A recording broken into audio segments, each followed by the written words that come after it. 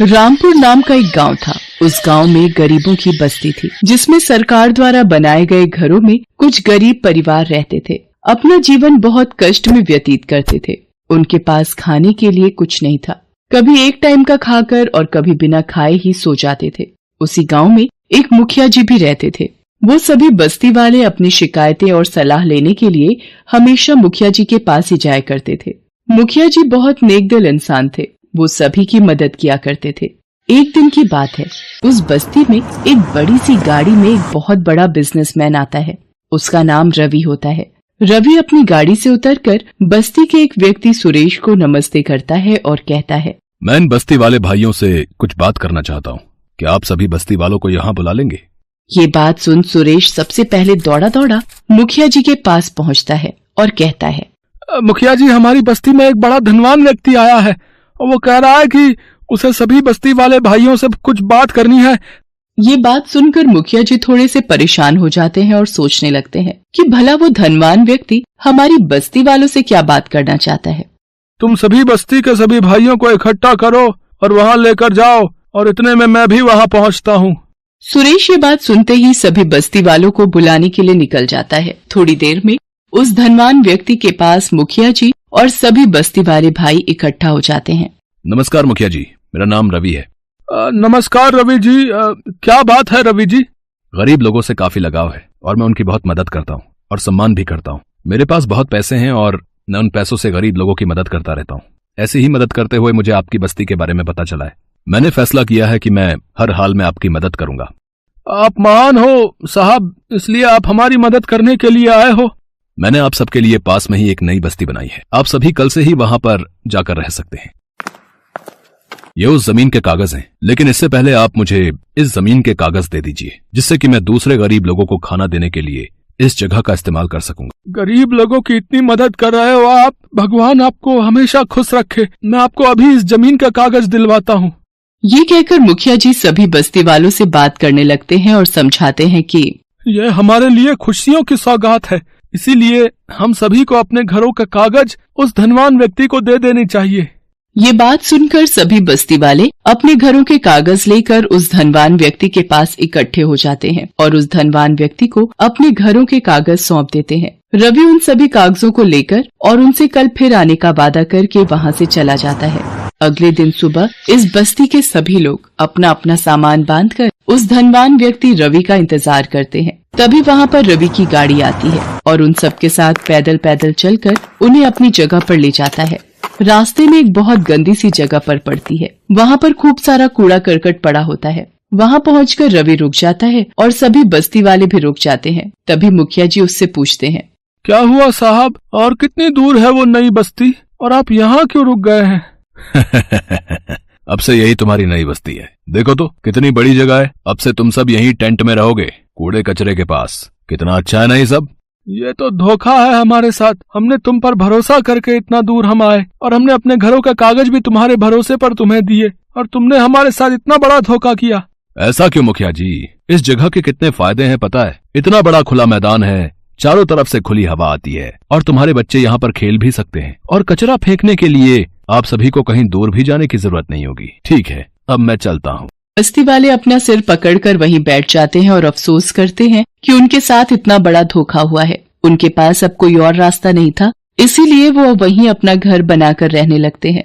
पर इस बात का काफी गहरा असर मुखिया जी पर होता है, क्योंकि सिर्फ और सिर्फ उनके कहने पर ही सभी बस्ती वालों ने अपने घरों के कागज उन्हें दे दिए थे। इसीलिए वो गहरे सदमे में आकर काफी बीमार पड़ जाते हैं। मुखिया जी की 2 बेटियां हैं, सीता और गीता। वो दोनों दिल्ली के सरकारी कॉलेज में अपनी अपनी पढ़ाई कर रही थी। उन दोनों को जैसे ही अपने पिताजी की तबीयत खराब होने की खबर पता चलती है, वो तुरंत अपने कॉलेज से छुट्टी लेकर अपने पिताजी के पास पहुंचती हैं। जब वो वहां पहुंचती है तो उन्हें सच्चाई का पता चलता है। सीता और गीता दोनों को बहुत गुस्सा आता है। वो अब रवि से बदला लेना चाहती हैं। दीदी, क्या करना है आपको पता है ना? उसे शक नहीं होना चाहिए। सीता हिम्मत करके रवि के घर जाती है।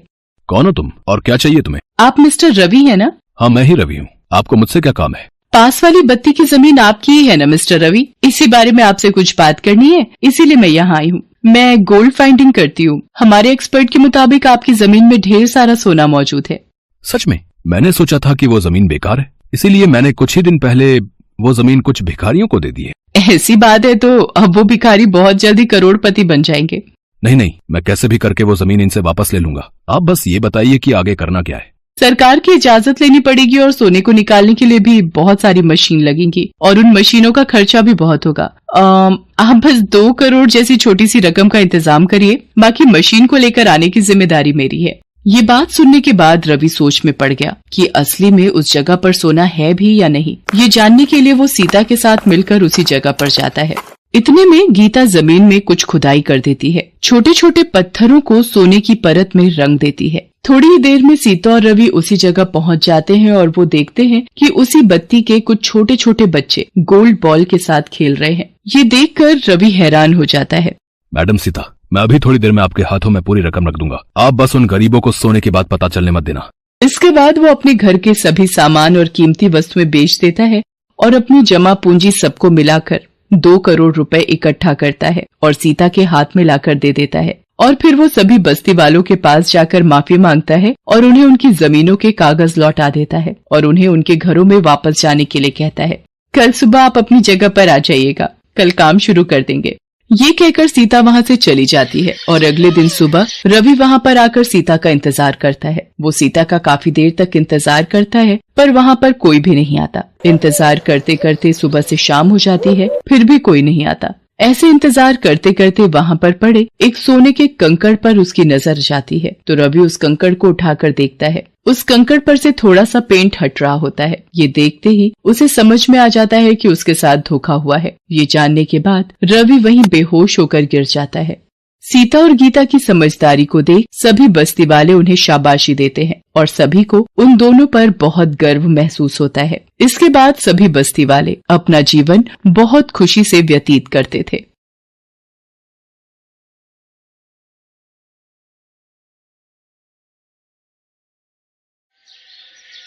दीनू की उम्र 12 साल की थी। वो अपने माता पिता और बहन के साथ रहता था। उसका परिवार बहुत गरीब था। उसके पिता शहर के बड़े किराने की दुकान में नौकरी करते थे। उनकी तनख्वाह बहुत मामूली सी थी। उससे परिवार का गुजर बसर मुश्किल से हो पाता था। दीनू अपनी बहन के साथ घर के पास के ही सरकारी स्कूल में पढ़ने जाता था। दोपहर में स्कूल से आने के बाद दीनू की बहन घर के कामों में माँ की मदद करती थी और दीनू अपने पिता को खाना देने दुकान पर जाता था। उस दिन स्कूल की छुट्टी के बाद जब दीनू अपने पिता को खाना देने जा रहा था तब उसने एक दुकान पर एक बहुत ही सुंदर खिलौना हेलीकॉप्टर देखा। हेलीकॉप्टर इतना सुंदर था कि दीनू कुछ देर तक सब कुछ भूलकर उसे ही देखता रह गया। फिर वो दुकान के अंदर गया और दुकानदार से पूछा, अंकल अंकल, क्या ये हेलीकॉप्टर उड़ता भी है? हाँ, ये उड़ने वाला खिलौना हेलीकॉप्टर है। कितने का है? दुकानदार सर उठाकर देखता है। दीनू की हालत देखकर वो समझ जाता है कि इसके पास पैसे नहीं होंगे। ये सिर्फ ऐसे ही टाइम पास करने आया है। वो गुस्से से बोला, क्यों, तू जानकर क्या करेगा? बहुत महंगा खिलौना है ये, तेरी औकात के बाहर का है। चल निकल यहाँ से। बता दो ना अंकल प्लीज। दुकानदार अपना पिंड छुड़ाने के लिए कहता है। पूरे 1000 रुपए का है। क्यों है तेरे पास 1000 रुपए? दीनू उदास होकर वहाँ से चल दिया। 1000 रुपए तो क्या, उसके पास 10 रुपए भी नहीं थे। जब वो खाना लेकर दुकान पर पहुँचा तब भी उसका मन उदास था। उसे उदास देखकर उसके पापा ने कहा, क्या बात है बेटा, तबीयत ठीक नहीं लग रही क्या? नहीं पापा, ऐसी बात नहीं है। तो फिर क्या बात है? दीनू खिलौने वाली दुकान की सारी बात पापा से बताता है और कहता है, मुझे वो हेलीकॉप्टर चाहिए पापा। कितने का है वो हेलीकॉप्टर? 1000 रुपए का।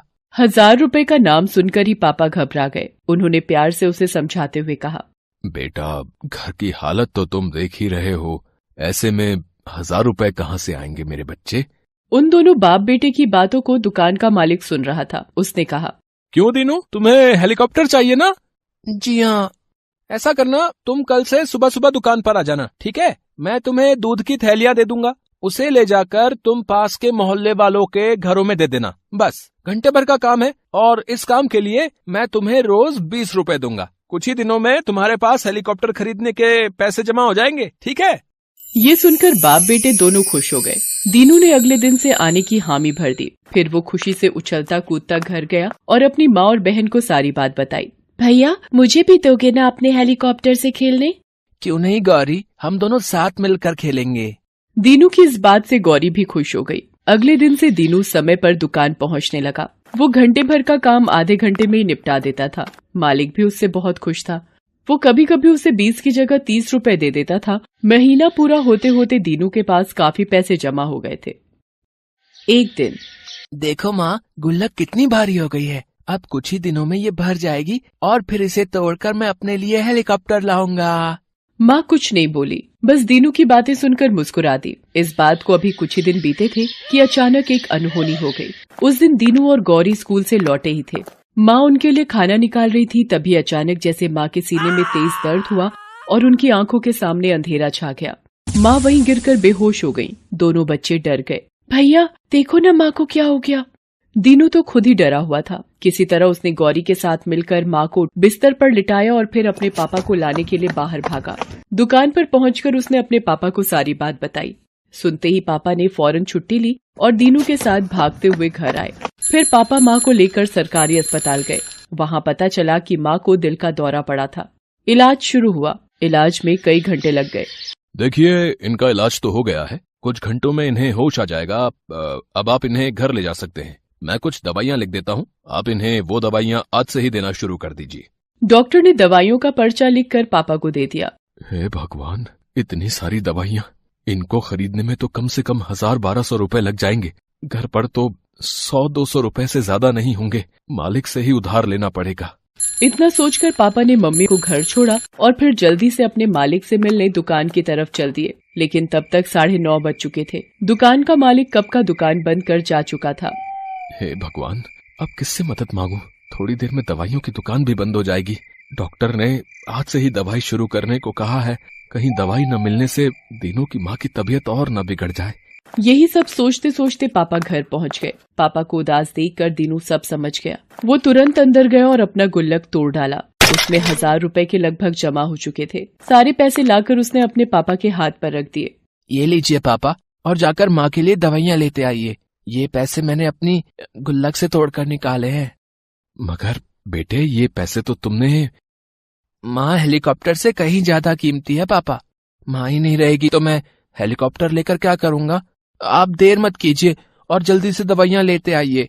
काफी रात हो चुकी है, कहीं दुकान न बंद हो जाए। पापा की आंखों में आंसू आ गए। उनका बेटा वक्त से पहले ही समझदार हो चुका था। दवाइयाँ आई। इधर माँ को भी होश आया। दवाइयों को देखकर उन्होंने पापा से कहा, मेरी वजह से देखो कितना खर्चा हो गया ना। अब ऐसा नहीं कहते। इतने पैसे आए कहाँ से? घर में तो 100-200 से ज्यादा रुपए थे नहीं। क्या कहीं से उधार लिया है? नहीं तो। तभी माँ की नजर कमरे के कोने में पड़ी। वहाँ टूटी हुई गुल्लक के टुकड़े पड़े थे। उन टुकड़ों को देखकर माँ सब समझ गई। उनकी आंखें नम हो गईं। उन्होंने दीनू को अब कहा, मेरा बेटा आज बड़ा हो गया है। मगर बेटा, तूने तो ये पैसे अपने खिलौने के लिए रखे थे, जिसे तू इतने दिन से खरीदना चाहता था। खिलौने तो बहुत आ जाएंगे माँ, लेकिन अगर तुम्हें कुछ हो जाता तो मैं ऐसे खिलौने लेकर क्या करता। माँ और पापा दोनों की आंखों में फिर से आंसू आ गए और उन्होंने प्यार से दीनू को गले लगा लिया। Thanks for watching.